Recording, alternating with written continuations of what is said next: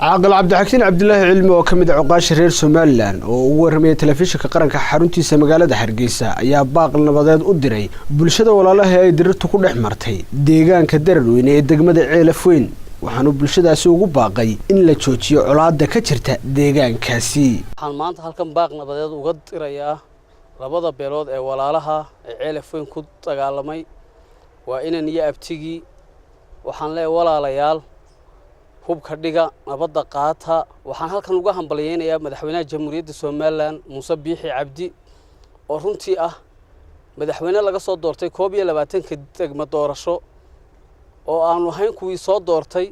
Muuse Biixi waa madaxweyne qaran durtaba wuxuu ka midhadheliyay laba qodob oo kala ah sixir bararka oo go'aamo laga soo saaray guddidu u xil saaray waan ugu hambalyeeynaynaa waan ku taageeraynaa madaxweynaha waxa kale oo aan ku taageeraynaa madaxweynaha aan ku faraxsanahay madaxa shaqaale tirinta